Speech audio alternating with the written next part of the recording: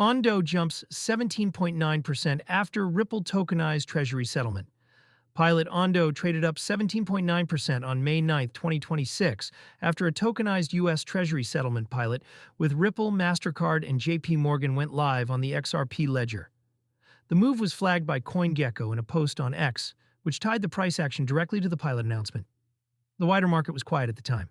BTC sat at 80,343, 0.8% on the day.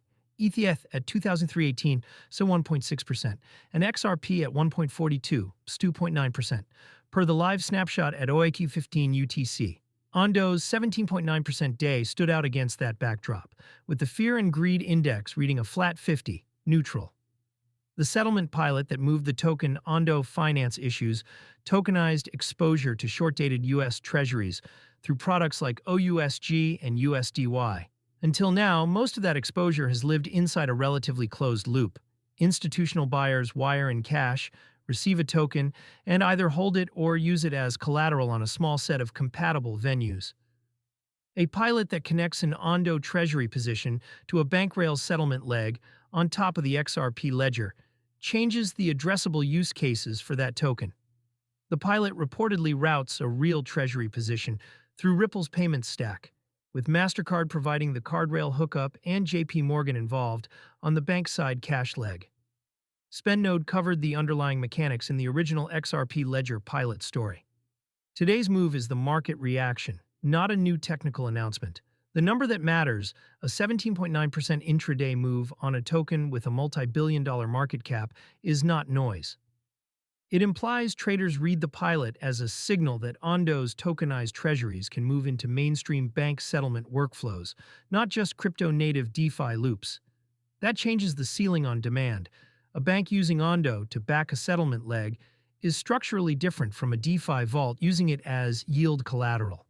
The contrast with the rest of the majors is also worth noting. ETH was up 1.6%. XRP up 2.9%, and BTC under 1% on the day. The reaction is concentrated in the token most directly tied to the pilot's payload, not spread across the broader RWA basket. Unproven pieces of the pilot. The pilot is a pilot. Volume figures, settlement counts, and counterparty list have not been disclosed publicly. The press around it leans on the participant's brand weight rather than on hard throughput numbers. Until ONDO or one of the partners publishes settled volume data, the price move is running ahead of verified usage. There's also a structural question.